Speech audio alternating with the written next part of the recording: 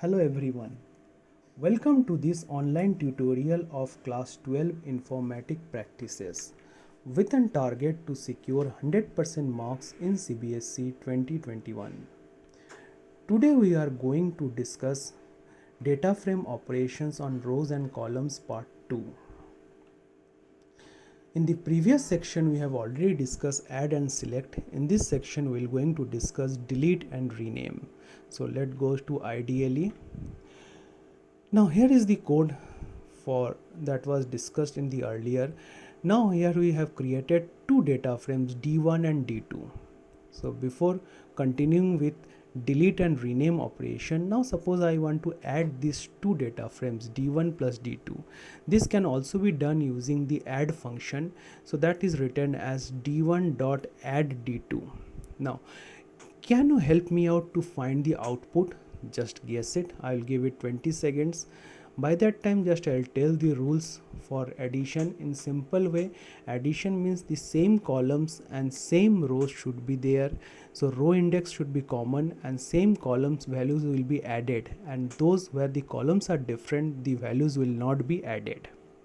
I hope you have guessed the output by that time. So let execute the program. So this is the answer on your screen. I hope maximum of you get. If not a issue. Let's analyze this code. So already the rules I have discussed. Now D1 is one of the data frame and D2 is another data frame.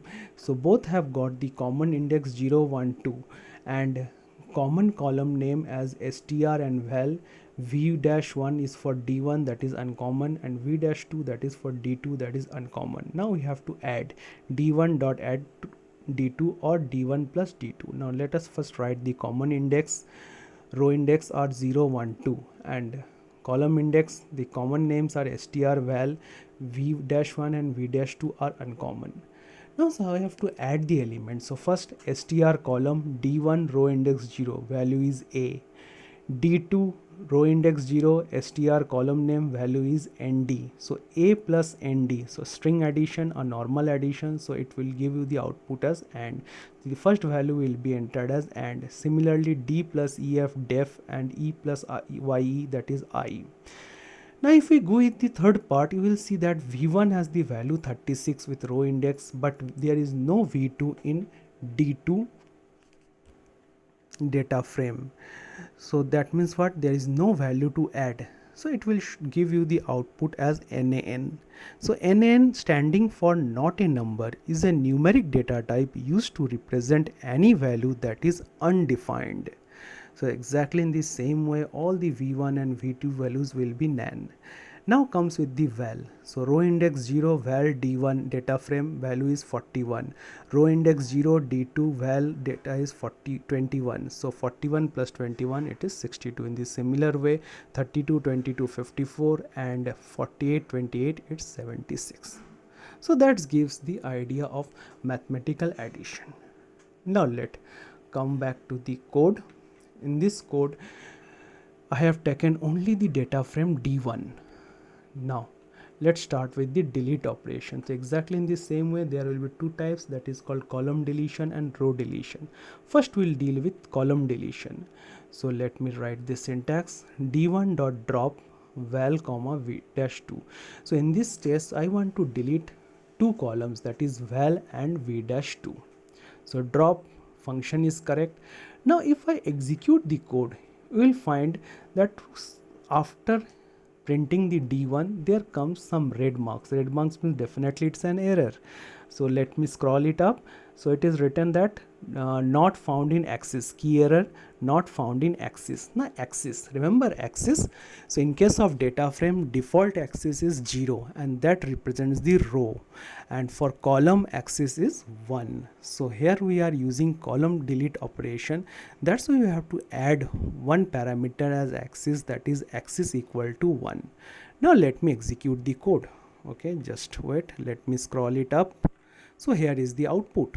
Now you will find that D1 before deletion and D1 after deletion, both the values are same.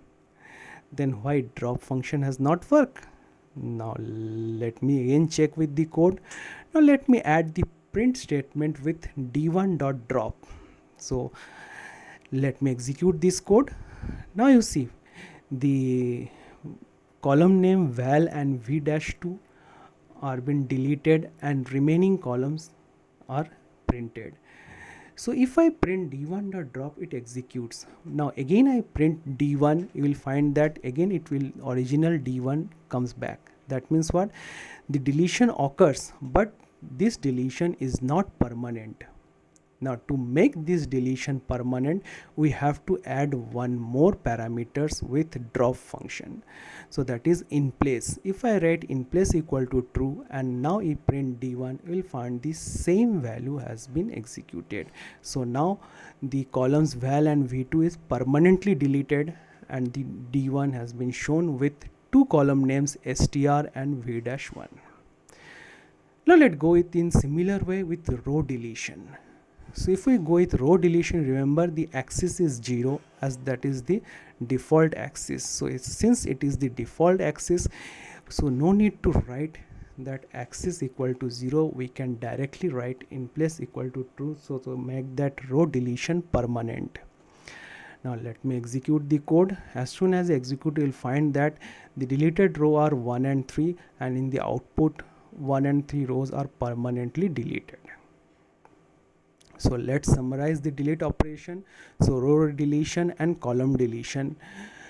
Column deletion can also be using del and pop function.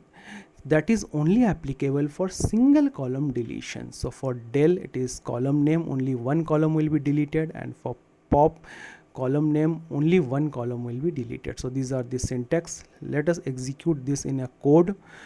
Now if I write the code with same, now here I written del d1 val. So I want to delete the column val. So if I execute, you will find that the val has been deleted and only 3 columns left, str, v-1, v-2. In exactly in the same manner, in place of del, if I use pop, so d1 dot pop val, the same output it will give, the value will be deleted.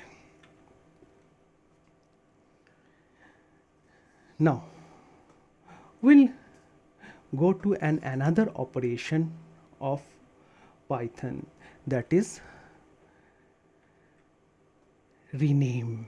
So column rename and row index rename, these are the two parts. Let's deal with the column rename. So let me write the code very fast. Here I defined a data frame d1. Now the syntax for rename. So rename columns. Now here what happens, v1 is the old column name that will be replaced with new column name chk, and v-2 is the old column name will be replaced by fxt, and to make this replacement permanent we have used in place equal to true. Let me execute the code. You will find that str val in place of v-1 it is chk, in place of v-2 it is fxt. Now let's deal with the row index rename. In the similar way, let me write the syntax d1 dot rename index equal to, now I want to change 0 index with 100 and 2 index with 200, and that replacement must be permanent. That's why in place equal to true. So let me execute the code. You will find that the 0 index is replaced with 100 and 2 index is replaced with 200. So that's all I had for this tutorial. Thank you very much for watching.